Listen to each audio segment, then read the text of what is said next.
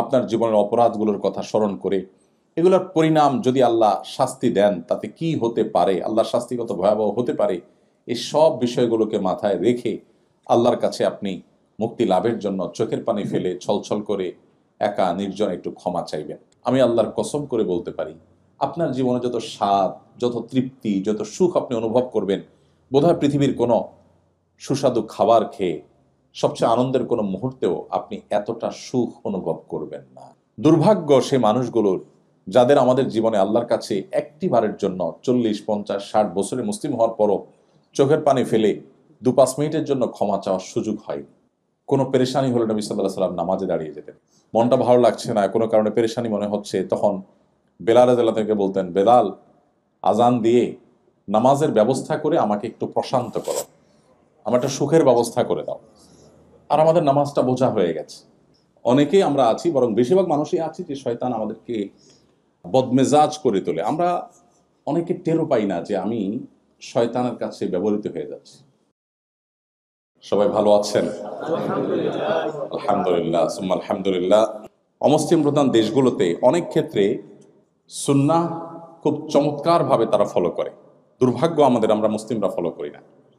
আপনারা এখানে দেখেন যে এরা সন্ধ্যার মধ্যে খেয়ে ফেলে, রাতে তাড়াতাড়ি তারা শুয়ে যায়, ভোরে উঠে কাজ করা শুরু করে। শুধু এরা কেন, পৃথিবীর সমস্ত অমুসলিম কান্ট্রিগুলোতে অলমোস্ট সেম কালচার প্র্যাকটিস আমরা দেখি, সেটা পূর্বে হোক কিংবা পশ্চিমে, সব দিকে একই কালচার প্রায় দেখা যায়। অথচ আমরা দেখি যে মুসলিম কান্ট্রিগুলো, যতগুলো মুসলিম দেশ আছে, অলমোস্ট সব মুসলিম কান্ট্রিগুলোতে দুর্ভাগ্যজনক বাস্তবতা যে আমরা গভীর রাত পর্যন্ত জেগে থাকি। বাংলাদেশে একটা অধঃপতন হয়েছে, আপনারা প্রবাসে আছেন দীর্ঘদিন পর্যন্ত, অনেকে হয়তো জানেন না। সে অধঃপতনটা হলো, শহর তো আগে থেকেই অধঃপতিত ছিল এই ইস্যুতে। গ্রাম এবং গ্রামীণ যে অঞ্চলগুলো সেগুলো তুলনামূলক একটু ভালো ছিল। আনফর্চুনেটলি সেটাও শেষ হয়ে গেছে এবং ধ্বংস হয়ে গেছে। তা হলো রাতে দেরি করে ঘুমানো। এটা এখন আমাদের গ্রামীণ কালচার হয়ে গেছে। গ্রামেও মানুষ 11টা 12টায় ঘুমায় না, তারপরে ঘুমায়। আবার সকালে ভোরে সবাই ঘুমায়, একটা বদভ্যাস হয়ে গেছে। যেটা বলছিলাম যে আমাদের সুন্নার প্র্যাকটিস আপনারা এখানে দেখবেন অনেক ক্ষেত্রেই। তম থেকে একটা হলো রাতে তাড়াতাড়ি ঘুমানো। আপনারা জানেন নবী করিম সাল্লাল্লাহু আলাইহি ওয়াসাল্লাম সম্পর্কে মা আয়েশা বলেছেন, কানান নবী সাল্লাল্লাহু আলাইহি ওয়াসাল্লাম ইয়াকরাহুন নাওম ক্বাবলা আল ইশা ওয়াল হাদিস বা'দা। নবীজি এশার আগে ঘুমানো অপছন্দ করতেন, মাগরিবের পরে ঘুমানো অপছন্দ করতেন, আর এশার পরে কথাবার্তা বলা অপছন্দ করতেন। এশার পর তিনি তাড়াতাড়ি শুয়ে যেতেন। এখন গবেষকরা গবেষণা করে বলছে যে মানুষ যদি রাতের প্রথম প্রহরে ঘুমায় তাহলে তার বডিতে যে পরিমাণ এনার্জি তৈরি হয়, যে পরিমাণ রিচার্জ হয় তার ব্যাটারি, রাতের মধ্যভাগের পরে ঘুমালে তার চাইতে অনেক গুণ কম রিচার্জ হয়। এবং একই ঘুম যখন শেষ প্রহরে রাতে ঘুমায় তখন আরও কম হয়। দিনে যখন হয় সেটা একেবারে আরও এর চাইতে বহুগুণ কমতে থাকে। তাহলে নবী করিম সাল্লাল্লাহু আলাইহি সাল্লাম যখন বলেছেন, তখন বিজ্ঞান এই আবিষ্কার, এই গবেষণার ফল আমাদেরকে দিতে পারে নাই, বা বিজ্ঞানের এই উন্নতি তখন ঘটেনি। কিন্তু সুন্নাহ তখন সাহাবীরা মেনেছেন, তার সুফল তারা পেয়েছেন। আমরা আনফর্চুনেটলি মুসলিম কান্ট্রিগুলো এটা ফলো করি না। ইভেন মিডল ইস্টের মতো এই আরব কান্ট্রিগুলোতে পর্যন্ত গভীর রাত পর্যন্ত জেগে থাকা এটা একটা কমন তাদের ট্র্যাডিশন এবং সিস্টেমে পরিণত হয়েছে, আপনারা জানেন। এবং সকালে ঘুমানো, নবী করিম সাল্লাল্লাহু আলাইহি ওয়াসাল্লাম দোয়া করেছেন, আল্লাহুম্মা বারিক লি উম্মতি ফি বুকুরিহা, আল্লাহ আমার উম্মতের জন্য সকালের সময়টাতে আপনি বরকত দান করুন। অমুসলিমরা যখন নবী করিম সাল্লাল্লাহু আলাইহি ওয়াসাল্লামের সুন্নাহকে তারা আঁকড়ে ধরেছে, তাদের জীবনে তার ফলাফল, সুফল তারা ভোগ করছে। আনফর্চুনেটলি আমরা মুসলমানরা সেটা ভোগ করছি না। তো আমাদের নবী করিম সাল্লাল্লাহু আলাইহি ওয়াসাল্লাম 1450 বছর আগে প্রায় যে সমস্ত সুন্নাহর নির্দেশ আমাদেরকে দিয়ে গেছেন, এখন সেগুলোর সুফল দুর্ভাগ্যজনকভাবে অমুসলিমরা ভোগ করছে, কারণ তারা আমল করছেন। অথচ আমরা মুসলিমরা আমাদের নবীজির সুন্নাহকে আমল করছি না এবং তার সুফলও আমরা পাচ্ছি না। তো আলহামদুলিল্লাহ, এখান থেকে আপনাদের সেই লাইফস্টাইল আপনাদের অভ্যাস হয়ে যাচ্ছে সন্দেহাতীতভাবে, এটা একটা ভালো দিক এবং ভালো গুণ। তো সেজন্যই খুব গভীর রাত পর্যন্ত আমরা প্রোগ্রামে যাব না ইনশাআল্লাহ। আমি কোরআনে কারিমের 2-3টি আয়াতকে সামনে রেখে ইনশাআল্লাহ কিছু কথা বলতে চাই। আউযু বিল্লাহি মিনাশ শাইতানির রাজীম। ওয়াসারিউ ইলা মাগফিরাতিম মির রাব্বিকুম ওয়া জান্নাতিন আরদুহাস সামাওয়াতু ওয়াল আরদ উইদ্দাত লিল মুত্তাকিন الذين ينفقون في السراء والضراء والكاظمين الغيظ والعافين عن الناس والله يحب المحسنين والذين إذا فعلوا فاحشة أو ظلموا أنفسهم ذكروا الله فاستغفروا لذنوبهم ومن يغفر الذنوب إلا الله ولم يصروا على ما فعلوا وهم يعلمون أولئك جزاؤهم مغفرة من ربهم وجنات تجري من تحتها الأنهار خالدين فيها ونعم أجر العاملين কোরআন কারীমের সূরা আলে ইমরানের 33, 34 এবং 35, 36 এই কয়েকটি আয়াত আমি তেলাওয়াত করেছি। খুব সংক্ষেপে ইনশাআল্লাহ আয়াতগুলোর সামারি আপনাদের সামনে নিবেদন করার চেষ্টা করব। শুরুতেই আমরা নিয়ত করে নেই আমরা এখান থেকে কিছু আমল করার সিদ্ধান্ত কোরআন এবং হাদিস থেকে পরিষ্কার কিছু বার্তা নিয়ে তারপর যাব ইনশাআল্লাহ। আল্লাহ রাব্বুল আলামিন ইরশাদ করছেন, ওয়াসারিউ ইলা মাগফিরাতিম মির রাব্বিকুম ওয়া জান্নাতিন আরদুহাস সামাওয়াতু ওয়াল আরদ, অর্থাৎ তোমরা প্রতিযোগিতায় অবতীর্ণ হও, দৌড়াও এবং দ্রুত গতিতে অগ্রসর হও তোমাদের রবের পক্ষ থেকে দেওয়া মাগফিরাতের জন্য, এবং সে জান্নাতের আশায় যে জান্নাতের প্রস্থতা নবমণ্ডল এবং ভূমণ্ডলের প্রস্থতার মতো, উইদ্দাতিল মুত্তাকিন, যে জান্নাত মুত্তাকিদের জন্য তৈরি করা হয়েছে। এই আয়াতে পরিষ্কারভাবে আল্লাহ রাব্বুল আলামিন আমাদেরকে কম্পিটিশনের একটা সূত্র বলেছেন। আমরা প্রতিযোগিতা করব কিসে? আজকে মাগরিবের নামাজ আমি এখানে পড়িয়েছি, আপনারা অনেকেই দ্বিতীয় রাকাত আমরা সূরা তাকাসুর পড়েছি, লক্ষ্য করেছেন। সেখানে আল্লাহ রাব্বুল আলামিন বলেছেন, আলহাকুমুত তাকাসুর হাত্তা জুরতুমুল মাকাবির, মানুষকে শেষ করে দিয়েছে কিসে? তাকাসুরে। তাকাসুর কি জিনিস? অধিক উপার্জনের বা অধিক অর্জনের কম্পিটিশন, নেশা, এটা মানুষকে তোমাদেরকে শেষ করে দিয়েছে। হাত্তা জুরতুমুল মাকাবির, এই কম্পিটিশন চলতে থাকে কতক্ষণ? কবরে যাওয়া পর্যন্ত। আল্লাহু আকবার। কোরআন এমন এক মহান গ্রন্থ, দুর্ভাগ্য আমাদের, আমরা মুসলিম কজন মানুষ এখানে আছি যে হাত তুলে বুকে হাত দিয়ে বলতে পারবো আমি কোরআনের শুরু থেকে শেষ পর্যন্ত একটি বারের জন্য ভালো করে পড়েছি। আমাকে মাঝে মধ্যে বিভিন্ন পডকাস্টে যেতে হতো এক সময়, এখন যাওয়া হয় না, সুযোগ হয় না। তো বইয়ের উপর আমাদের রকমারিতে আমাদের মাহমুদুল হাসান সোহাগ ভাই, আপনারা অনেকে চিনেন, বইটিয়ান মানুষ, একসময় যিনি ইসলামের ছিলেন না, নাস্তিক ছিলেন, পরে আল্লাহ তাকে হেদায়েত দিয়েছেন।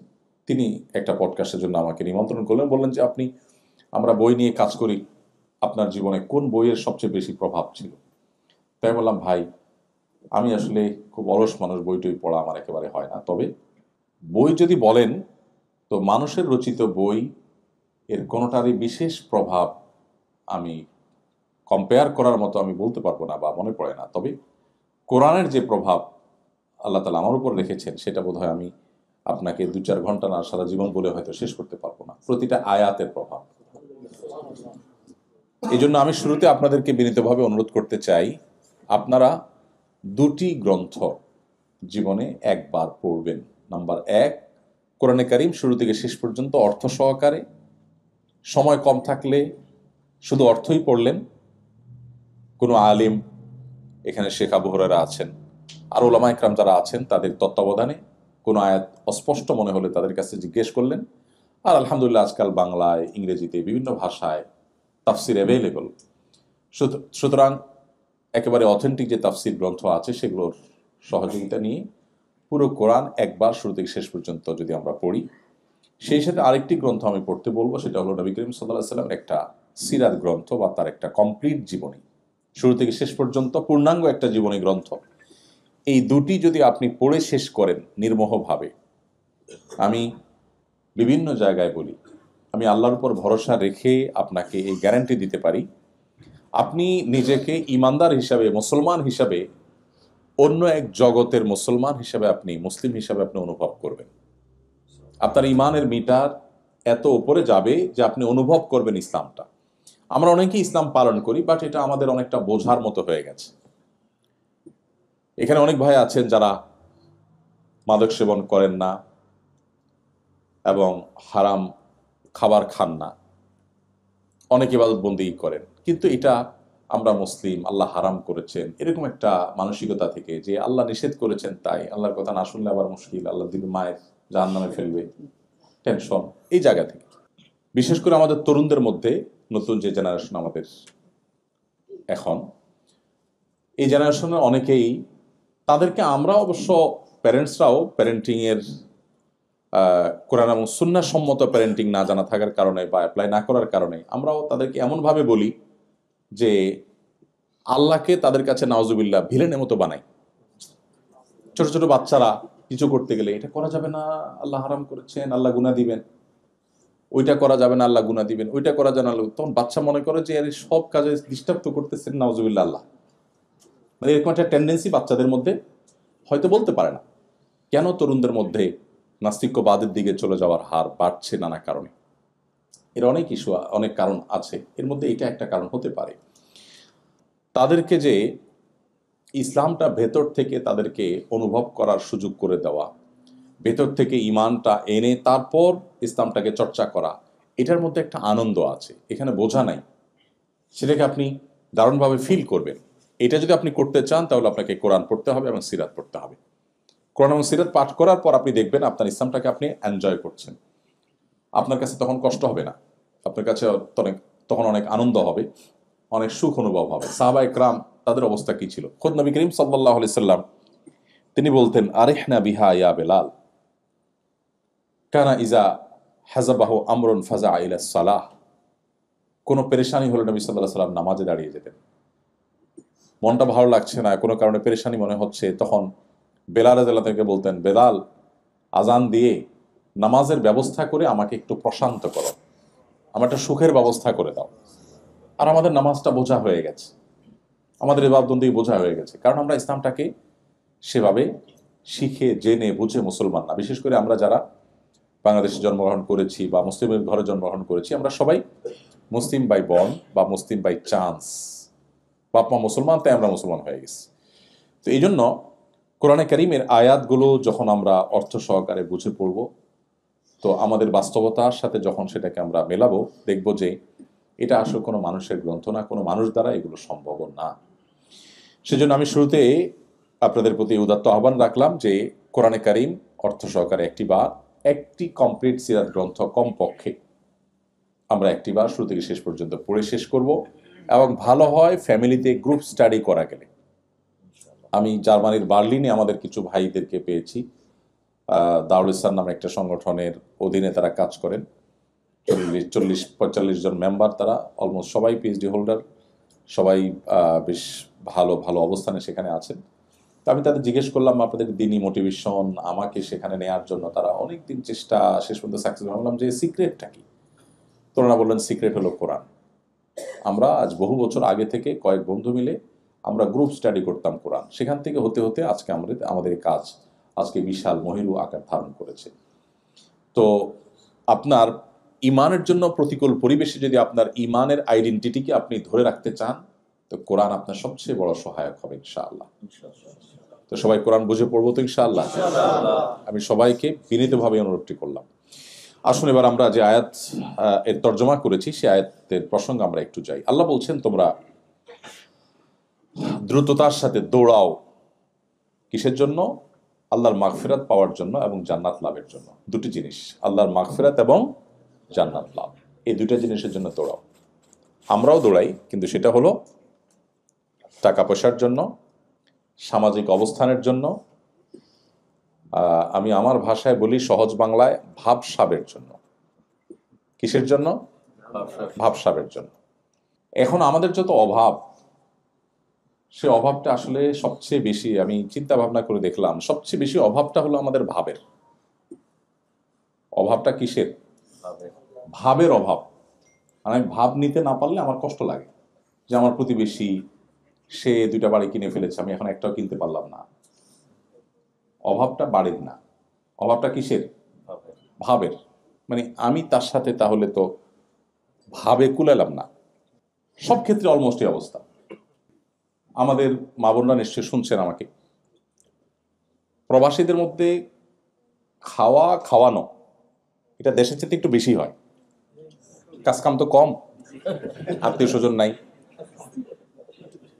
মা নাই, বাপ নাই, ভাই নাই, বোন নাই, কারে খাওয়াবে? আমরা তো দেশে সারা দিন আত্মীয় স্বজন এর খেদমত আলহামদুলিল্লাহ করার সুযোগ, আপনাদের সেই সুযোগ তো নাই। তো কি করবেন? দুধের স্বাদ গোল দিয়ে মেটা, প্রতিবেশী অমুকরে তমুকরে।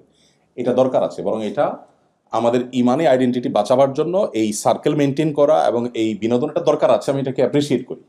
কিন্তু যেটা অ্যাপ্রিসিয়েট করি না সেটা হলো এই আয়োজনের নাম দিয়ে যে ভাবসাবের কম্পিটিশন হয়, সেটাকে। কোনো ভাবির বাসা খেয়ে আসছেন 15 আইটেম, তা আপনার অন্তত ওইটা ক্রস করতেই হবে, 16 করতে হবে, তাই না? অসুস্থ কম্পিটিশন, ইমানদার সুলভ কম্পিটিশন না। এটা আমাদের আদর্শের সাথে, আমাদের ইমানের সাথে যায় না, কিন্তু আমরা এটা করি। এটার বাহ্যিক লেয়ার বা বাহিরের রূপটা হয় খুব বিনয়ের সাথে, ভেতরের রূপটা পুরোটাই অহংকারে ভরা। উপরের প্রলেপটা কিসের? বিনয়ের প্রলেপ। কিরকম বিনয়ের প্রলেপ? মনে করেন 15 পদ করলেন, করার পর মেহমানদের খাইতে দিলেন, মেহমানদের খাইতে বসায়া এরপরে আপনার ভাবসাবের আসল রূপ জাহির করা শুরু হয়। বলেন যে ভাই আসলে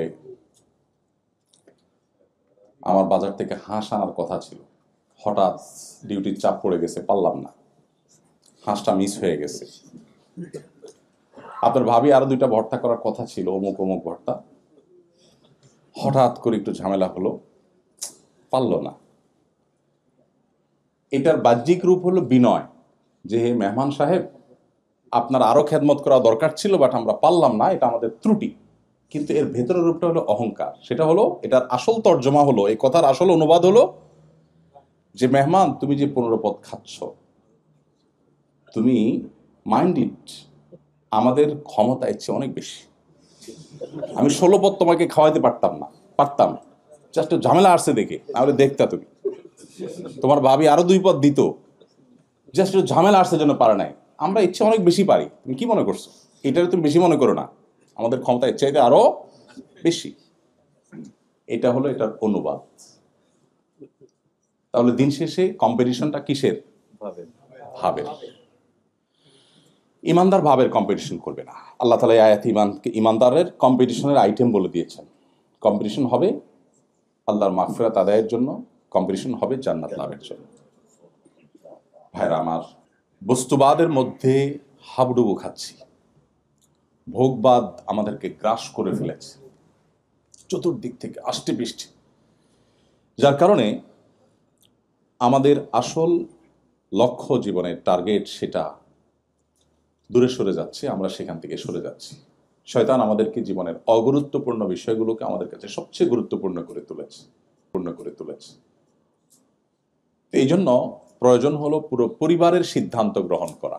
কম্পিটিশন আমরা সবাই করব, কিসের জন্য? আমাদের লক্ষ্য, গোল কি হবে, সেটা আমাদের ফ্যামিলির প্রত্যেকে বসে ডিসাইড করতে হবে।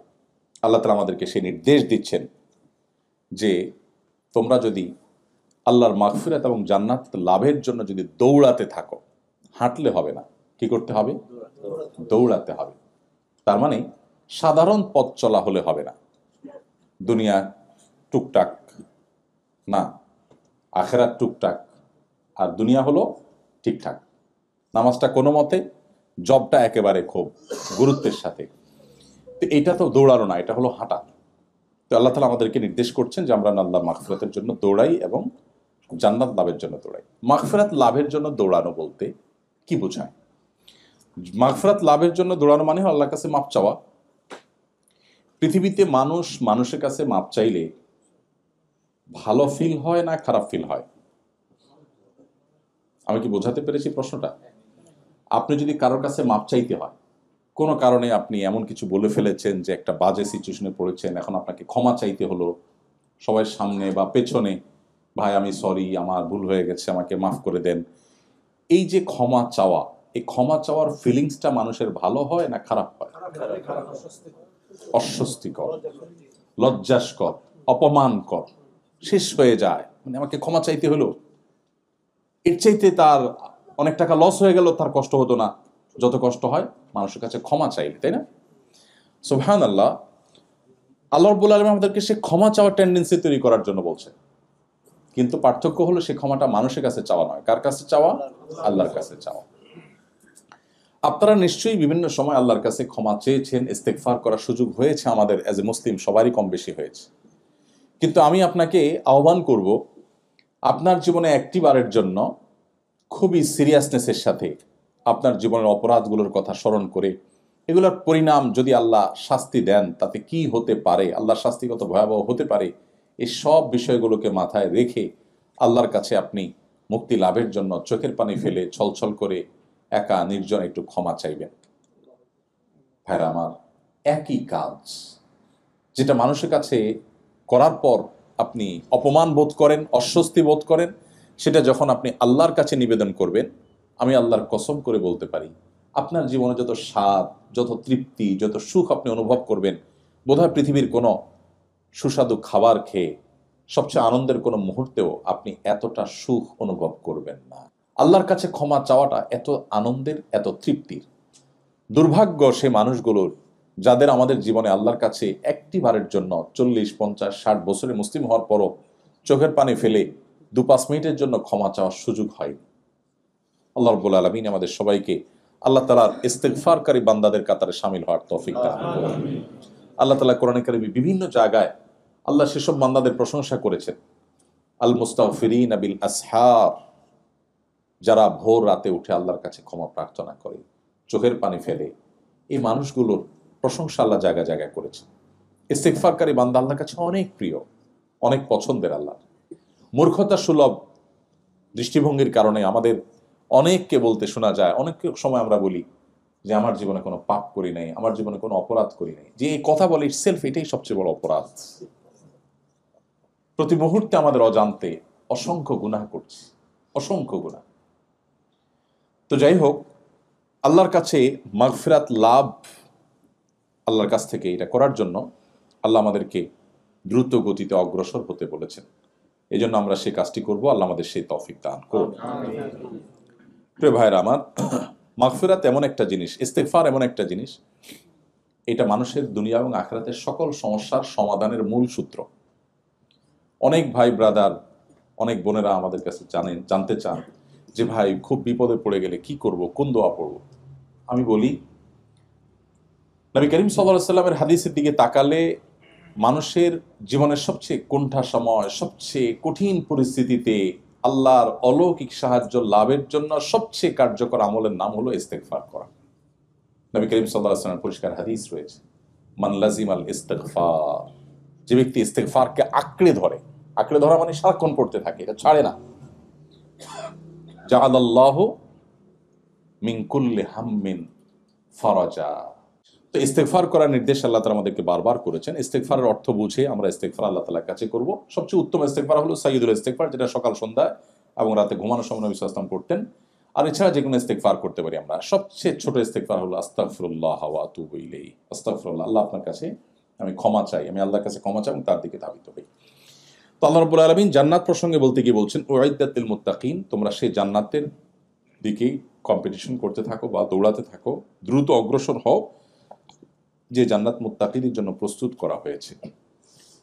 ভাইরা আমার, আখিরাত প্রসঙ্গে আলোচনা আমরা খুব কম করি, আমাদের মধ্যে খুব কম হয়, যার কারণে আখিরাতের এই ঈমানের গুরুত্বপূর্ণ যে বিষয়গুলো আছে, জান্নাত, জাহান্নাম, এগুলো সম্পর্কে আমরা প্র্যাকটিসিং মুসলমানরা খুব বেশি কিছু জানি না। আমরা শরিয়ার বিধিবিধান জানি, কিন্তু জান্নাত, জান্নাতের প্রতি ঈমান, সেই জিনিসগুলো দিন দিন আমাদের দুর্বল হয়ে যাচ্ছে। বিশেষ করে যখন বস্তুবাদী পৃথিবীতে আমরা দিন দিন আরো বেশি প্রবেশ করছি, তত বেশি আমাদের আখিরাতের প্রতি এক ধরনের উদাসীনতা বা আখিরাতকে ভুলে যাওয়ার প্রবণতা, টেন্ডেন্সি আমাদের মধ্যে বাড়ছে। তো এই জন্য এই জান্নাত প্রসঙ্গে, জাহান্নাম প্রসঙ্গে, আখিরাত প্রসঙ্গে, হাসর প্রসঙ্গে যে সমস্ত আয়াত এবং হাদিস আছে, বিশেষ গুরুত্বের সাথে আমার ঈমানের নার্সিংয়ের জন্য আমাকে সেগুলো বিশেষভাবে তেলাওয়াত করতে হবে, পড়তে হবে, তাতে নতুন করে আমার ঈমানের স্বাদ আমি পাবো। তো আল্লাহ রাব্বুল আলামিন মুত্তাকিদের বৈশিষ্ট্য বলতে গিয়ে বলছেন জান্নাত মুত্তাকিদের জন্য প্রস্তুত করা হয়েছে। এখানে একটা গুরুত্বপূর্ণ বার্তা আছে যে মুত্তাকিদের জন্য জান্নাত। জান্নাত কাদের জন্য? মুত্তাকিদের জন্য। মুত্তাকিদের জন্যই আল্লাহ তাআলা জান্নাত প্রস্তুত করেছেন। কোরআন সম্পর্কে আল্লাহ বলেছেন হুদাল লিল মুত্তাকিন, একেবারে শুরুর দিকে সূরা বাকারা, আলিফ লাম মিম যালিকাল কিতাব লা রাইবা ফি হুদাল লিল মুত্তাকিন। এই কোরআন গাইড করবে কাকে? মুত্তাকিকে। যে তাকে অবলম্বন করতে চায় তাকেই গাইড করবে, সবাই এখান থেকে গাইডলাইন পাবে না। আবার জান্নাত প্রসঙ্গে আল্লাহ বলতে গিয়ে বলছেন উইদ্দাতুল মুত্তাকিন, জান্নাত সেটা তৈরি করা হয়েছে যাদের জন্য, তারা কারা? মুত্তাকিরা। ইন্টারেস্টিং বিষয়, পুরো কোরআন জুড়ে আপনি দেখবেন যে আল্লাহর সমস্ত নেয়ামতগুলো সবগুলো আল্লাহ রিজার্ভ রেখেছেন যাদের জন্য, তারা হলেন মুত্তাকিরা। এবং এই মুত্তাকি হতে পারা এটা হলো ইমানদারের জীবনের সবচেয়ে বড় এবং প্রধান লক্ষ্য, যে সে মুত্তাকি হয়ে উঠবে। মুত্তাকিদের প্রায় 30 থেকে 40টি বৈশিষ্ট্য পুরো কোরআনে আলোকপাত করা হয়েছে বিভিন্ন আয়াতে, কোথাও 3টি, কোথাও 4টি, কোথাও 5টি, সবগুলো একত্র করলে প্রায় 40টির মতো বৈশিষ্ট্য হয়। এটা নিয়ে আমাদের একটা লেকচার ইউটিউবে আছে, যেখানে মুত্তাকিদের সমস্ত বৈশিষ্ট্য কোরআনে যেগুলো আলোচিত সেগুলো আমরা সেখানে একত্র করার চেষ্টা করেছি।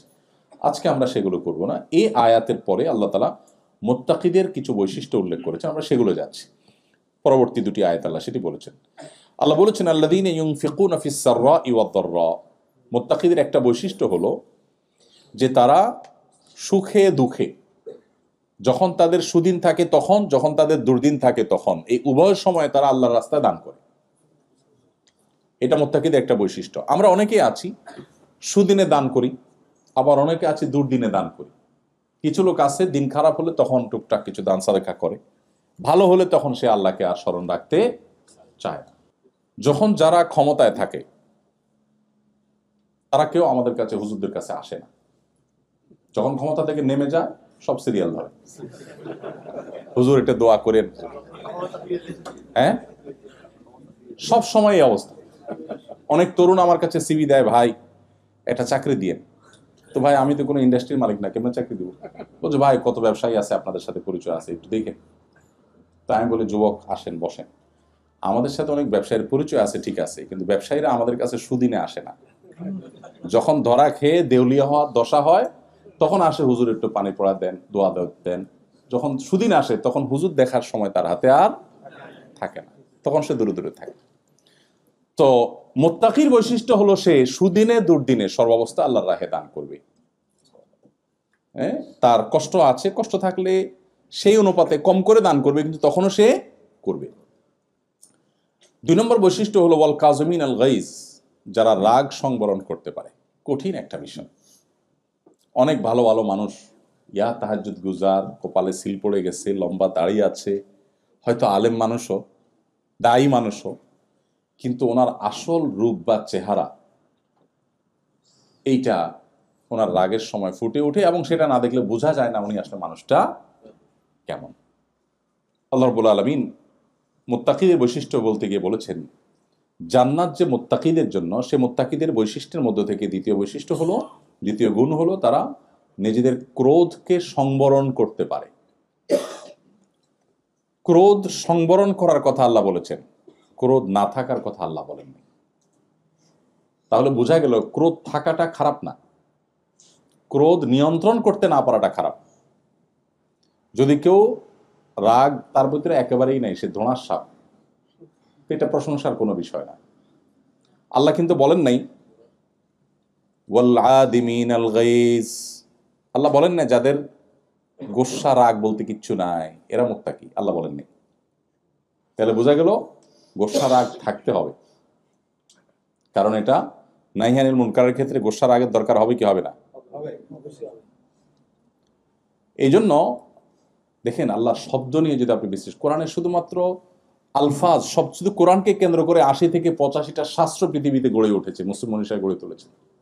দুর্ভাগ্য আমাদের, শুধু কোরআনের টেক্সটটা পর্যন্ত পড়ে দেখা হয়নি 50 বছরের মুসলমান, কখন সে 85টা শাস্ত্র নিয়ে পড়বে? শুধু কোরআনের শব্দের রহস্য নিয়ে যে সমস্ত গবেষণা শত শত বছর, হাজার বছর ধরে হয়েছে, এক একটা শব্দের গবেষণা আপনার ইমানের মিটারকে কোথায় নিয়ে যাবে। আপনি চিন্তা করবেন যে কোনো মানুষ দ্বারা এটা সম্ভব হয় না। লাতাইফুল কোরআন, রমুজুল কোরআন, গমুজুল কোরআন, কোরআনের যে সিক্রেটস গুলো, কোরআনের যে লেয়ারে লেয়ারে আল্লাহ তাআলার যে সমস্ত কুদরতগুলো আছে সেগুলো যদি আমরা অ্যানালাইসিস করি বা পড়ি, তো আমাদের ঈমান অনেক বেশি বৃদ্ধি পাবে। দেখুন এখানে আল্লাহ তাআলা বলেছেন ওয়াল কাযিমিন আল গাইজ, আল্লাহ বলেন নাই ওয়াল আদিমিন আল গাইজ। আদিমিন আল গাইজ মানে হলো যাদের রাগ নাই। মুত্তাকিদের বৈশিষ্ট্য আল্লাহ সেটা বলেন নাই। তাহলে বোঝা গেল রাগ থাকতে হবে, কিন্তু রাগরে কি করতে হবে? কন্ট্রোল করতে হবে। এইটা বড় জটিল কাজ। বেশিরভাগ মানুষ রাগ উঠে গেলে ডায়রিয়ার রোগীর মতো হয়ে যায়। ডায়রিয়ার রোগী যেরকম একটা পর্যায়ে গেলে আউট অফ কন্ট্রোল হয়ে যায়, তার স্টুল পাস তার হাতে, তার নিয়ন্ত্রণে থাকে না, এরকম একটা লেভেলে চলে যায় না? আমি বলি বদরাগী রোগ যারা নিয়ন্ত্রণ করতে পারে না নিজেরে, সেই জন্য কল্পনা করে যে আমি ওই পেশেন্টের মতোই, আমিও আমার আউট অফ কন্ট্রোল। এই রোগের রোগী আমরা বেশিরভাগ মানুষ, অনেকেই আমরা আছি, বরং বেশিরভাগ মানুষই আছি যে শয়তান আমাদেরকে বদমেজাজ করে তোলে। আমরা অনেকে টেরও পাই না যে আমি শয়তানের কাছে ব্যবহৃত হয়ে যাচ্ছি।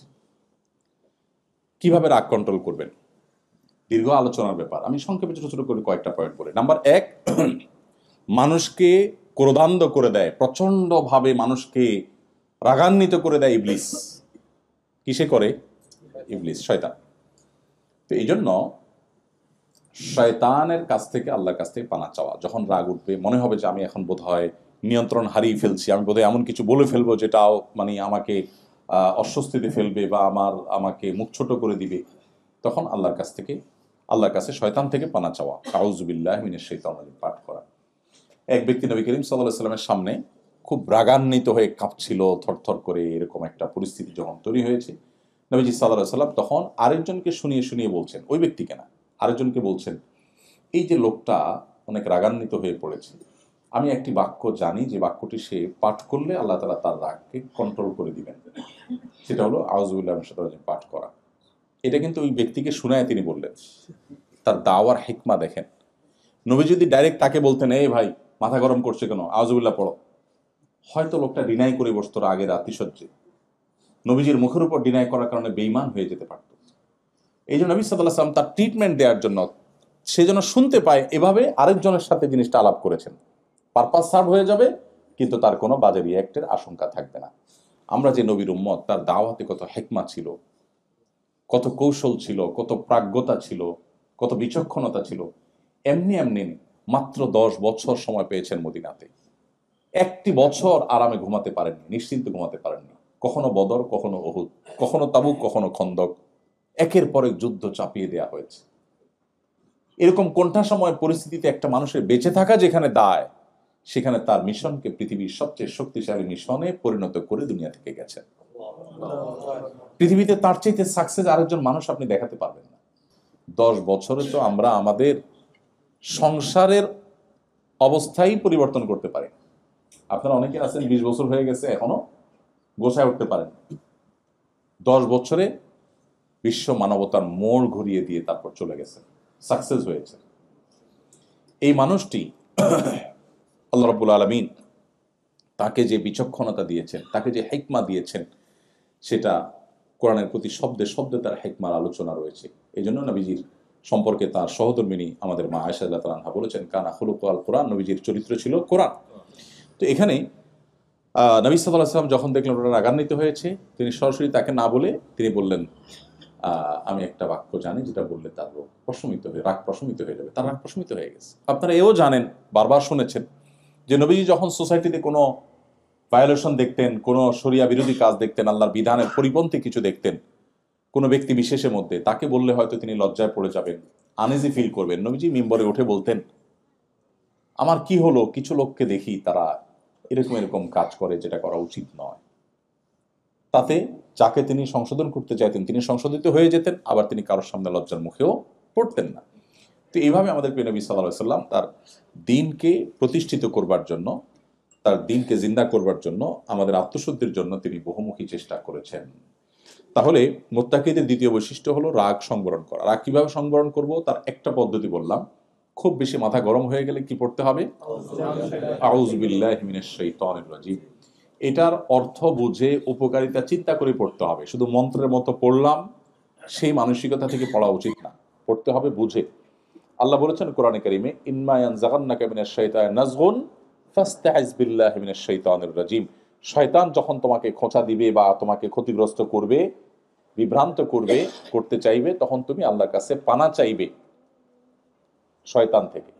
তাহলে শয়তান থেকে যখনই আশ্রয় চাইবো, আল্লাহ আমাদের রাগ সংবরণ করবে। এখন মুশকিল হলো, লজিকের দুনিয়া, লজিক পাগল এই পৃথিবীতে। এখন সবকিছুতে সায়েন্সের উন্নতি অগ্রগতিতে আমাদের সবকিছুতে লজিক লাগে। এখন প্রশ্ন হলো, রাগ উঠছে আমার মাথা গরম হয়ে গেছে, আউযুবিল্লাহ পড়লে দূর হয়ে যাবে, কেমন কথা?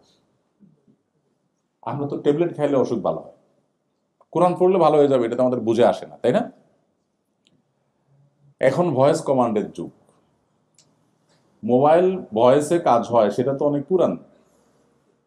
গাড়ি ভয়েস কমান্ডে গাড়ি চলে, সেটাও পুরান হয়ে গেছে। এখন আরো লেটেস্ট জিনিস চলে আসছে। এখন তো আপনার এসি লাগবে, সুইচ টিপ দেওয়া তো দূরের কথা, হাই এসিকে আপনি নক করে বলবেন তুমি স্টার্ট হও, বন্ধ হও, সেটাও করার দিন পুরান হয়ে গেছে। এখন লেটেস্ট কি? লেটেস্ট হলো আপনি গরম ফিল করছেন, অটোমেটিক এসি চলবে। আপনি ঠান্ডা ফিল করছেন, এসি বন্ধ হবে। তো আমি যদি মোবাইলকে যদি বলি হাই শ্রী কল অমুক, আমার এই কথা যদি মোবাইল শুনে এবং যদি অ্যাকশন হয়, তো আল্লাহর কালাম পড়ে যখন আমি বলবো, তখন কেন অ্যাকশন হবে না? মানুষ যেটা না বুঝে ওটা তার কাছে ইলজিক্যাল মনে হয়, যেটা না বুঝে সেটা তার কাছে লজিক। আসলে এই লজিকের সংজ্ঞাটা কি, এটা আরেক দীর্ঘ আলোচনার বিষয়।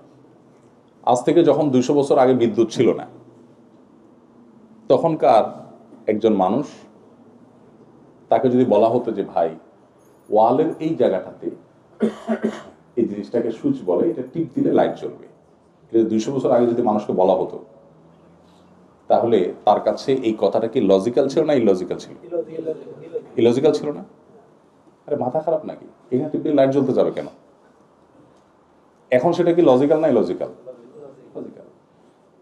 আগামী 500 বছর পরে যে আবিষ্কারটা হবে, যেটা এখনো হয়নি, সেটা এখন আমাদের কাছে কেউ বললে আমাদের কাছে মনে হবে ইলজিক্যাল, কারণ আমি জানি না সেটা।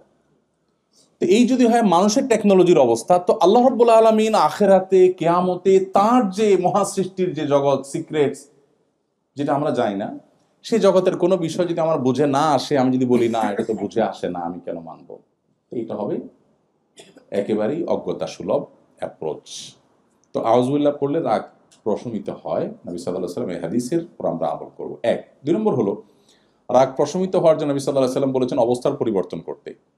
এটা একেবারে হাতে নাতে আমরা দেখতে পাবো।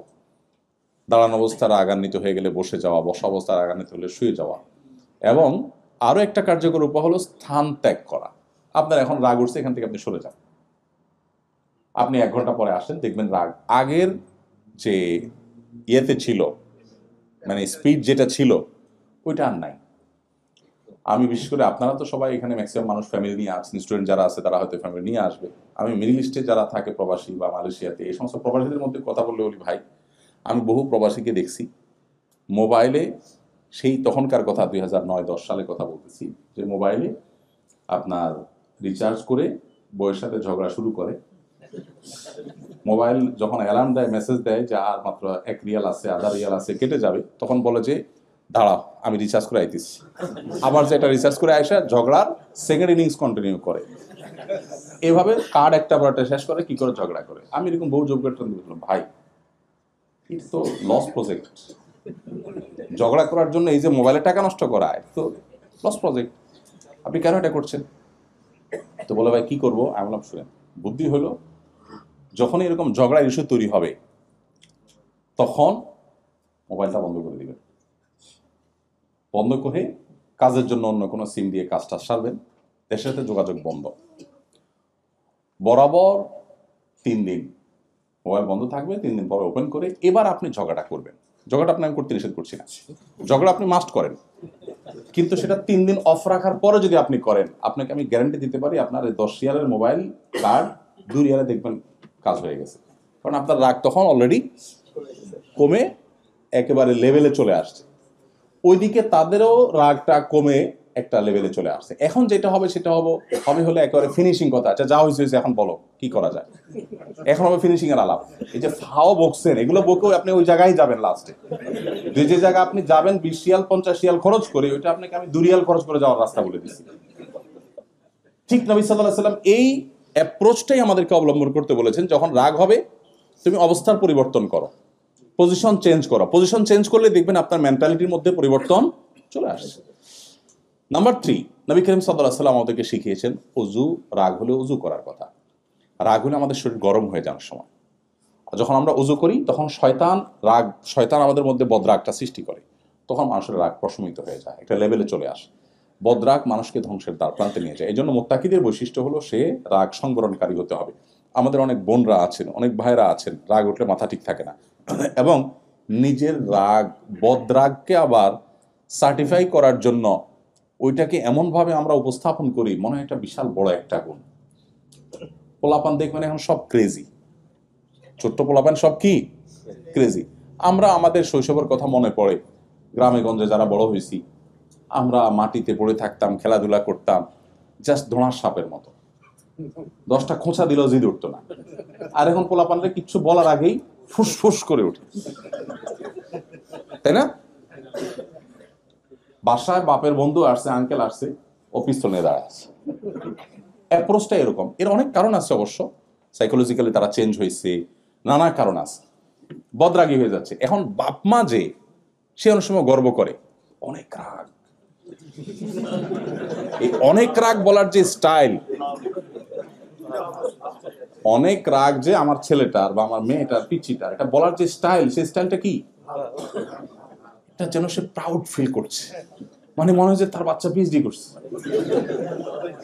আরে ভাই, আপনার বাচ্চা অনেক রাগী মানে সে পেশেন্ট, আপনি ডিজাস্টারের মধ্যে আছেন, আপনি ছোট মুখে বলবেন ভাই সরি, বাচ্চাটা বদমেজাজ, খুব সরি। আপনি যেভাবে বলছেন অনেক রাগ, মনে হচ্ছে আপনি প্রাউড ফিল করছেন, মানে রোগকে আপনি অ্যাপ্রিসিয়েট করছেন, এমন একটা ভাব ব্যাপার। আর নিজের রাগকেও মানুষ এভাবে অ্যাপ্রিসিয়েট করে, ম্যাক্সিমাম মানুষ জানেই না সে নিজে একজন অসুস্থ মানুষ, তার ট্রিটমেন্ট দরকার। সে বলার সময় এমনভাবে বলে, ভাই আমার উল্টা পাল্টা দেখলে মাথা ঠিক থাকে না ভাই। অ্যাপ্রোচটা হলো যে আমি দুনিয়ার সবচেয়ে ভালো মানুষ, আমি কোনো অন্যায় সহ্য করি না, ঠান্ডা মাথা সব আকাঙ্ক্ষা নিজে করে যাচ্ছে, কিন্তু আরেকজন উল্টা পাল্টা দেখলে তার মাথা গরম হয়ে যায়, নিজেরটা সে খুব ঠান্ডা মাথায় কন্টিনিউ করে যায়। তো মুহাম্মদ সাল্লাল্লাহু আলাইহি সাল্লাম এসেছেন মানুষকে আত্মশুদ্ধির পথে নেওয়ার জন্য। আপনি কি দেখবেন না একজন সাহাবী দেখবেন না যারা ইসলাম গ্রহণ করার আগে সামান্য একটু ওটের পানি খাওয়াকে কেন্দ্র করে যুগ যুগ ধরে যুদ্ধ চালিয়ে গেছে, সেই সভ্যতার সেই সমাজের মানুষগুলো জাস্ট ইসলামের ছায়াতলে আসার কারণে কি হয়েছে আল্লাহ কোরআনে উল্লেখ করেছেন, ইয কুনতুম আ'দাআ ফাআল্লাফা বাইনা কুলুবিকুম। তোমরা স্মরণ করো সেই সময়ের কথা যে তোমরা পরস্পর শত্রু ছিলে, কিন্তু ইসলাম তোমাদেরকে এমন একটা জায়গায় এনেছে এখন তোমরা সম্প্রীতির বন্ধনে আবদ্ধ হয়ে গেছো। আউস এবং খাজরাজ এরকম বিবাদমান দুটি পক্ষ এক প্লেটে বসে খানা খেয়েছে, যেটা তারা কল্পনাও করেনি। নবী সাল্লাল্লাহু আলাইহি সাল্লামের সান্নিধ্য, তিনি মানুষকে মানুষ হিসেবে গড়ে তুলেছেন, এবং সেজন্য এই কোরআন দেখেন প্রতিটা শব্দে শব্দে আমাদেরকে সেই পথে পথে নির্দেশ করেছে। এই জন্য নবী সাল্লাল্লাহু আলাইহি সাল্লাম রাগ সংবরণ করার জন্য আমাদেরকে ওযুর পরামর্শ দিয়েছে। ওযু করলে রাগ কি হবে, প্রশমিত হবে। আমরা অনেকেই আছি এটাকে রোগ মনে না করে এটাকে আমাদের পজিটিভ দিক মনে করি, এবং আমাদের এই রোগটাকে আমরা পেলে পুষে, ওই যে সাপ কলা দিয়ে সাপ পোষে যেরকম, আমরা আমাদের এই রোগটাকে অনেকে পুষে বেড়াচ্ছি। আল্লাহ আমাদের রাগগুলোকে সংবরণ করার তৌফিক দান করুন। বদমেজাজ, বদরাগী, যাদের রাগ কন্ট্রোলে থাকে না, সে যত বড় নামাজি হোক, যত রোজাদার হোক, সে মুত্তাকি হতে পারে না। এবার চিন্তা করুন, আমরা অনেক নামাজি মানুষ আটকা পড়ে যাব, অনেক তাহাজ্জুদ গুজার মানুষ আটকা পড়ে যাব না? এই জন্য ভাই আল্লাহর জন্য বিনম্র হয়ে যেতে হবে। রাগ করে ফেলেছি কারোর সাথে, মাপ চাইতে কোনো দ্বিধা করা যাবে না।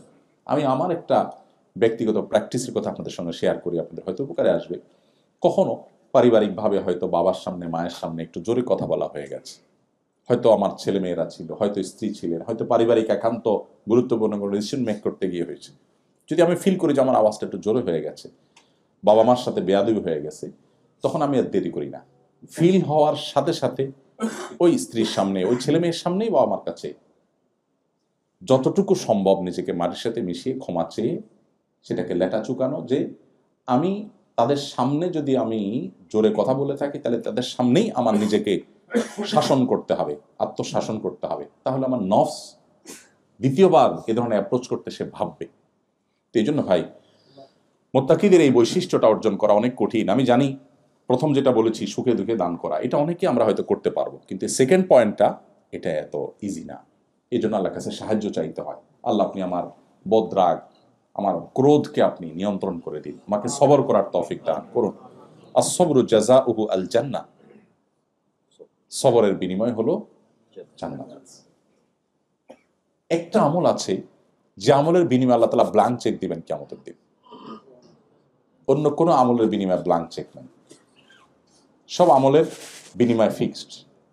আপনি সাদাকা করবেন, বিনিময় পাবেন, কত গুণ পাবেন সেটাও কোরআন বলে দিয়েছে। 700 গুণ পর্যন্ত আল্লাহ সাদাকার বিনিময় বাড়াবেন। এরকম অনেক আমল আছে যেগুলো আল্লাহ আপনাকে নির্দিষ্ট পরিমাণ দিবেন। একটা আমল আছে যে আমলের ক্ষেত্রে আল্লাহ তাআলা বলেছেন যে তিনি ব্ল্যাঙ্ক চেক টাইপের বিনিময় দিবেন, অর্থাৎ কোনো ফিগার নাই। ইন্নামা ইউওয়াফাস সাবিরুনা আজরাহুম বিগাইরি হিসাব। আল্লাহ বলেছেন ইন্নামা ইউওয়াফাস সাবিরুনা আজরাহুম বিগাইরি হিসাব, সবরকারীদেরকে আল্লাহ তাআলা বিনিময় দিবেন হিসেব ছাড়া। এই জন্য ভাই সবর করার চেষ্টা করবো তো ইনশাআল্লাহ। আমাদের বদমেজাজ, বদরাগ এগুলো কন্ট্রোল করার আপ্রাণ চেষ্টা আমরা করবো ইনশাআল্লাহ। এর বাইরেও রাগ নিয়ন্ত্রণের জন্য নবী সাল্লাল্লাহু আলাইহি ওয়াসাল্লামের আর অনেকগুলো বাতানো আমল আছে, আমরা সেদিকে যাচ্ছি না। তাহলে দ্বিতীয় পয়েন্ট হলো, মুত্তাকিদের দ্বিতীয় বৈশিষ্ট্য হলো যে তারা রাগ সংবরণকারী হবে। নাম্বার 3, ওয়াল আফিনা আনিন নাস, মুত্তাকিদের তৃতীয় বৈশিষ্ট্য হলো তারা মানুষকে ক্ষমা করবে। মানুষকে কি করতে জানে? ক্ষমা করতে জানে। এটাও আমরা অনেকে করতে পারি না। ইগো আমাদের এসে বাধা দেয় যে কিভাবে আমি এটা মাফ করব, ভুলতে পারি না। এই যে মানুষকে ক্ষমা করতে না পারা, এটা অনেক খারাপ একটা গুণ, যেটা আমরা অনেক নামাজি কালামী মানুষও খেয়াল করি না। মানুষকে ক্ষমা করে দিতে হবে, কারোর প্রতি কোনো দুঃখ বেদনা রাখা যাবে না।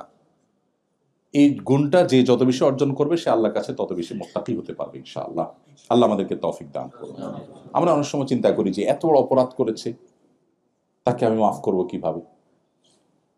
কোন এক সালাফ ওযু করছিলেন, তার দাস, কাজের লোক পানি ঢেলে দিচ্ছিলেন। তো সে যুগের পানির পাত্র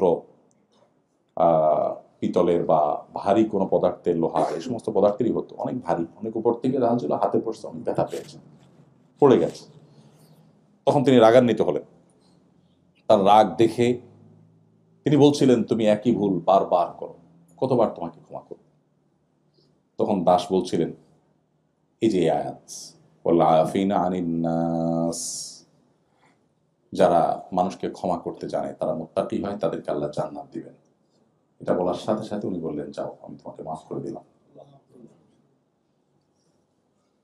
আমরা হলে কি বলতাম বলেন তো?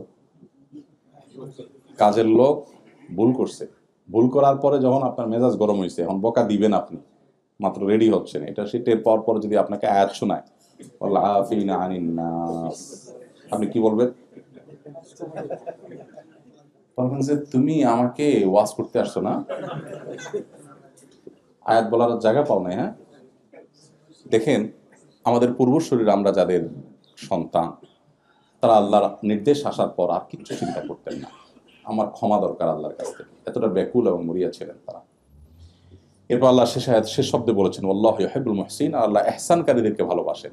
ওই সালাফ যার ঘটনা বলছি, তিনি যখন ওযু করার পর, এটা একেবারে তাবেঈ যুগের ঘটনা, একদম সোনার যুগের ঘটনা, তিনি যখন ওযু করার পর যখন ব্যথা পেলেন এবং কাজের লোক কৃতদাস যখন বলল যে আল্লাহ ক্ষমাশীল দেবী পছন্দ করেন, তিনি বললেন, ঠিক আছে, তোমার প্রতি আমার কোনো দুঃখ, আমি ক্ষমা করে দিলাম।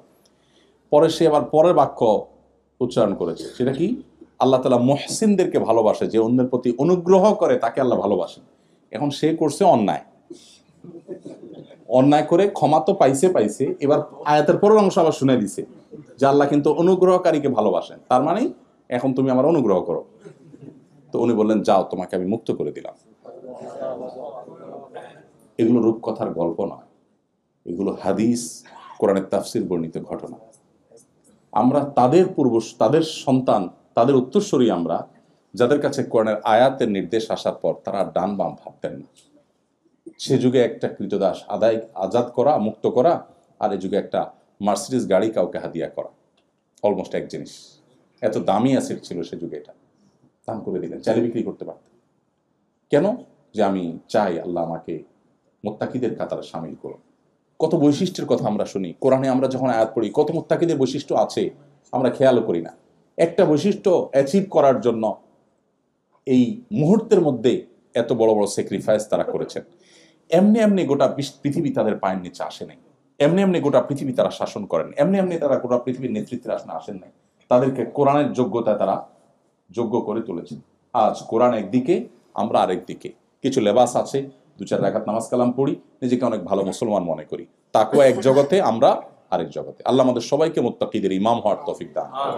আল্লাহ কত সুন্দর দোয়া শিখিয়েছেন সূরা ফুরকানের 74 নম্বর আয়াত, রব্বানা হাবলানা মিন আজওয়াজিনা ওয়া যুররিয়াতিনা কুররাতা আয়ুন ওয়াজআলনা। আল্লাহু আকবার। আয়াতে আল্লাহ আমাদেরকে শেখাচ্ছেন আমরা যেন দোয়া করি। আমরা মুত্তাকি হতে চাই তা না, আমরা মুত্তাকিদের ইমাম হতে চাই। এই জন্য মুত্তাকিদের ইমাম হওয়ার আগে তো মুত্তাকি হইতে হবে অ্যাটলিস্ট। অতএব আজ থেকে আমরা রাগ সংবরণ করার নিয়ত করবো তো ইনশাআল্লাহ। এমন কোন মানুষ পৃথিবীতে থাকবে না যাকে আমি ক্ষমা করতে জানবো না। নবী করিম সাল্লাল্লাহু আলাইহি সাল্লাম যদি হিন্দাকে ক্ষমা করতে পারেন, তিনি যদি আবু সুফিয়ানকে ক্ষমা করতে পারেন, আপনি কার উপরে অভিমান করে বলবেন আমি তাকে ক্ষমা করব না? সবাইকে ক্ষমা করবো তো ইনশাআল্লাহ। সোসাইটিতে চলতে গেলে অনেকের প্রতি অভিমান হয়, অনেকের প্রতি কষ্ট হয়, কিন্তু এগুলো ক্ষমা করতে জানা এটা ইমানদারের সিফাত। শয়তান আমাদেরকে এই গুণটা অর্জন করতে দেন, আমাদেরকে শক্ত করতে চায়, আমরা নরম হব ইনশাআল্লাহ। এরপরে আল্লাহ তাআলা মুত্তাকিদের বৈশিষ্ট্য বলতে গিয়ে পরের আয়াতে বলেছেন, ওয়াল্লাযীনা ইযা ফাআলু ফাহিশাতান আও যালামু আনফুসাহুম যাকারুল্লাহ।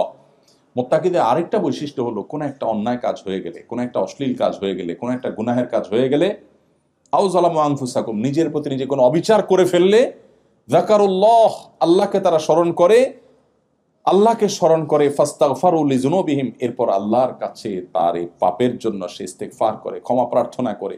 ওমা ইয়াগফিরুয যুনুবা ইল্লাল্লাহ, আর আল্লাহ ছাড়া কে ক্ষমা করার অধিকার রাখে। ওয়ালাম ইউসিররু আলা মা ফাআলু ওয়া হুম ইয়ালামুন, এরপর আল্লাহর কাছে এভাবে ইস্তেগফার করার পর দ্বিতীয় দফা এই গুনাহটা সে করে না। আল্লাহর ভয়ে, আল্লাহর বান্দা হিসাবে সে এটাকে পুনরাবৃত্তি করে না, আর এই গুনার পিছনে, এই গুনাতে আসে না। এই বৈশিষ্ট্যগুলো যদি উল্লেখ করে, এই বৈশিষ্ট্য যদি কেউ অর্জন করে, আল্লাহ বলেছেন উলাইকা জাযাউহুম মাগফিরাতুম মির রাব্বিহিম ওয়া জান্নাতুন তাজরি মিন তাহতিহাল আনহার, এই মানুষগুলোর বিনিময় হলো আল্লাহর পক্ষ থেকে মাগফিরাত এবং জান্নাত লাভ। এই দুটা জিনিস, ওয়া নি'মা আজরুল আমিলিন, আর আমলকারীদের বিনিময় কতই না ভালো। শেষ এই 4টি আয়াত আমি আপনাদের সামনে বলেছি শেষ। আমি শুধু সামারিগুলো বলছি আবার, যে আল্লাহ বলেছেন তোমরা দৌড়াও, দ্রুত গতিতে তোমরা আগাও মাগফিরাত এবং জান্নাতের দিকে। গোটা পৃথিবী আগায় একদিকে, আপনি অগ্রসর হবেন অন্যদিকে। কারণ পৃথিবীর বস্তুবাদী মানুষগুলো তারা জীবনের একটা লেভেল পর্যন্ত দেখে। আল্লাহ আপনাকে ইমানদার করেছে, আপনার দৃষ্টি আরো অনেক গভীরে, আপনি জান্নাত পর্যন্ত দেখেন, তারা এতদূর দেখে না। সো তারা দেখে মৃত্যু পর্যন্ত।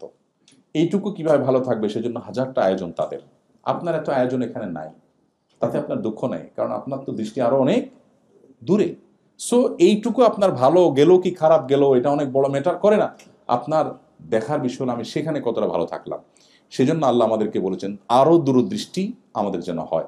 আর সেজন্যই কম্পিটিশনের আমাদের জগৎটাই ভিন্ন হবে। আমি শুরুতে যে ভাবসাবের কথা বলছি, যদিও কথাটা রসাত্মক হয়েছে, রসিকতার সাথে হয়েছে, কিন্তু ইম্পর্টেন্ট, যে ব্যক্তি ভাবসাব ছেড়ে দিবে এবং অসুস্থ কম্পিটিশন ছেড়ে দিবে, আল্লাহ তাআলা তাকে এমনি সুখী করে দিবে। কোনো সম্পদ ছাড়া সে সুখী হবে। নবী সাল্লাল্লাহু আলাইহি ওয়াসাল্লাম এমনি বলেন নাই, লাইসাল গিনা বিকাসরাতিল আরদ ওয়ালাকিন্নাল গিনা গিনান নাফস, অনেক সম্পদ আহরণ করলে সে ধনী হয় না। তাহলে ধনী কে হয়? নবীজি বলেছেন যে ব্যক্তি মনের দিক থেকে ধনী। মনের ধনী কি আবার? মনের ধনী হলো যে মনে করবে যে আমার অনেক আছে, আলহামদুলিল্লাহ আমি হ্যাপি, যা আছে এটা আমি সুখী, আমি কারোর সাথে কম্পিটিশনে যাচ্ছি না, অন্তত পার্থিব ইস্যুতে। পার্থিব ইস্যুতে কম্পিটিশন, যে পৃথিবীতে কখনো মানুষ সুখী হয় না। আপনি যার সাথে কম্পিটিশন করবেন তার সমান হয়ে গেলেন, এরপরে দেখবেন তার চেয়ে ডাবল আরেকজন, এবার কি করবেন? আমি গতকালকে গল্পচ্ছলে বলছিলাম, আমাদের এক ভাই টাঙ্গাইল বাড়ি, সৌদি আরবে ড্রাইভিং প্রফেশনে কাজ করেন, একজন সাধারণ মানুষ, কিন্তু একটা অসাধারণ কথা বলেছেন। উনি বলেছেন যে আমার বাবা আমাকে বলল যে বাবা, আমাদের পাশের জমিটা বিক্রি হবে, জানি তোমার বেতন কম, ড্রাইভিং প্রফেশনে কাজ করো, মিডল ইস্টে অল্প টাকা পাও, কিন্তু বাবা পাশের জমি, এটা না নিলে তো হয় না, এটা নিতে হবে। আরেকজন এসে নিয়ে ফেললে কেমন হয় নিজের পাশের জমি? তো উনি বললেন যে ভাই, আমাকে বললেন যে ভাই, আমি আব্বাকে বললাম যে আব্বা, কষ্ট করে ধার দেনা করে পাশের জমি এটা নিলাম, তুমি টেনশন করিও না, কিন্তু পাশ তো শেষ হবে না বাবা, জমির তো আরো 3টা পাশ আছে। এক পাশের জমি আমি নিলাম, নিলে পাশ আরো 3টা থাকবে। ইভেন যেটা আমি নিলাম, এটা নেয়ার পর এটারও আবার পাশ, মানে 3টা হবে ভুল, এটা নেয়ার পর পর তো আবার 4টাই হয়ে যাবে, এটারও তো আবার পাশ আছে। তো আমি আজকে এই পাশেরটা নিলাম, কালকে ওই পাশেরটা নিব, ওইটা নেওয়ার পর আবার ওইটার আবার পাশ হবে, তো এটার তো কোনো এন্ডিং হবে না বাবা। তুমি বরং আমাকে একটা লিমিটেশন দিয়ে দাও যে এই পর্যন্ত আমরা নেব, এরপর আর নেব না, তাহলে আমি ট্রাই দিই। তা না হলে তুমি এইভাবে আমাকে, দুনিয়াটা আল্লাহ তাআলা এরকম একটা গর্তের মতো করে দিয়েছেন যে এটার কোনো এন্ডিং নাই। মানুষ পাগলের মতো ছুটতে ছুটতে আল্লাহকুমুত তাকাসুর হাত্তা যুরতুল মাকাবির, একটা সময় রিয়েলাইজ হয়। দেখুন, অ্যাজ এ মুসলিম, বিশেষ করে আমাদের এখানে অনেক তরুণ বন্ধুরা আছেন, একটা বয়সে বুঝে আসবে যে আসলে জীবনের সবই ছিল মিছে, কিন্তু তখন আর জীবনের কোনো ব্যাক গিয়ার নাই, পেছনে আসার আর কোনো স্কোপ, শুধু চোখের পানি ফেলবেন, আফসোস করে আর কাজ হবে না। এই জন্য ভাই, আমাদের কম্পিটিশন হবে জান্নাত এবং আল্লাহর মাগফিরাত লাভের জন্য। চেষ্টা করা যাবে তো ইনশাআল্লাহ। মাগফিরাত লাভের জন্য চেষ্টা করলে কি লাভ হবে? দুনিয়াতে আল্লাহ তাআলা রিজিকের কষ্ট দূর করে দিবেন। আল্লাহ সূরা নূহের মধ্যে বলেছেন যে যারা ইস্তেগফার করবে তাদের কি হবে? ইউমদিদুকুম বিআমওয়ালিন ওয়া বানিন ওয়া ইয়াজআল লাকুম জান্নাতিন ওয়া ইয়াজআল লাকুম আনহারা। আল্লাহ সম্পদ সন্ততি দিয়ে সমৃদ্ধ করবেন। সো আমাদের সেদিকে যেতে হবে। সেই সাথে যখন আমরা কিছু গুণ অর্জন করব, তখন সেই জান্নাতের উপযোগী হতে পারবো, মুত্তাকি হতে পারবো। কি গুণগুলো? নাম্বার 1, সুখে দুঃখে সর্বাবস্থা আল্লাহর রাহে দান করা। নাম্বার 2, নিজের রাগকে সংবরণ করা, যেখানে সেখানে যে কোনো মাত্রা রাগ ছেড়ে না দেওয়া, যেখানে যতটুকু প্রয়োজন ততটুকু রাগের শুধু যথাযথ প্রয়োগ করা। নাম্বার 3, মানুষকে ক্ষমা করতে শেখা, মানুষকে ক্ষমা করতে জানা, ক্ষমা করা মানুষকে। যত মানুষ অন্যায় করুক আমি ক্ষমা করবো ইনশাআল্লাহ, আমি লস করব না, ক্ষমা করলে আমার লাভ। দেখেন, যার ঈমান নাই তার সবই লস, যার ঈমান আছে তার সবই লাভ। নবী করিম সাল্লাল্লাহু আলাইহি ওয়াসাল্লাম বলেছেন, আজাবান লি আমরিল মুমিন ইন্না আমরাহু কুল্লাহু খায়র। ঈমানদারের পুরো জীবনটাই অদ্ভুত, সবকিছুতেই কল্যাণ। ইন আসাবাহু খায়রুন সাবারা শাকারা ফাকানা খায়রাল্লাহ। ঈমানদার জীবনে কোনো ভালো কিছু অ্যাচিভ করছে, বলে আলহামদুলিল্লাহ, খুশি, আল্লাহকে ক্রেডিট দেয়, সে শুকরিয়া করে সওয়াব পায়। আবার যদি নাসাবাহু শাররুন, যদি তার জীবনে কোনো বিপদ আসে, সবারা, সে সবর করে, ফাকানা খায়রাল্লাহ, তখনও সে সওয়াব পায়। তাহলে হাতে মরলেও লাখ, বাঁচলেও লাখ, ঈমানদারের সে অবস্থা। এই জন্য আল্লাহ রাব্বুল আলামিন আমাদেরকে মানুষকে ক্ষমা করতে নির্দেশ করেছেন। মানুষকে ক্ষমা করতে জানা, এটা হলো সবরের আলামত। এবং 4 নম্বর বৈশিষ্ট্য হলো, যদি কোনো গুনাহ হয়ে যায় সাথে সাথে ইস্তেগফার করা। আপনারা এখানে যে পরিবেশের মধ্যে আপনারা বড় হচ্ছেন বা জীবন পার করছেন, এখানে চতুর্দিকে চোখের গুনার হাতছেন। কতবার ইস্তেগফার করা উচিত, কতবার ইস্তেগফার করা উচিত, কত বেশি ইস্তেগফার করা উচিত, আল্লাহর সাথে বোঝাপড়াটা কত বেশি পরিষ্কার করা উচিত। আমরা একটা লাইফ এনজয় করছি, কিন্তু কোরআন যে লাইফের পথে আহ্বান করেছে সেটা আমরা এনজয় করার সুযোগ পাই নাই। আমি সেটাই আপনাদের আহ্বান করেছিলাম, আবারও সেটারই আহ্বান করছি যে প্লিজ, কোরআন আমাদেরকে যেরকম লাইফ, আমাদের যে জীবন যাপন করতে বলেছে, সেটাকে আমরা করতে শিখি এবং করতে জানি। আল্লাহ আমাদের সেই তৌফিক দান করুন।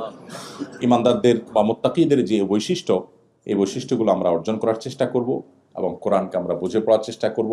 নবী সাল্লাল্লাহু আলাইহি ওয়াসাল্লামের সিরাতের আলোকে আমাদের জীবনকে আমরা সাজাবার চেষ্টা করব, আলোকিত করার চেষ্টা করব। আল্লাহ আমাদেরকে সেই তৌফিক দান করুন।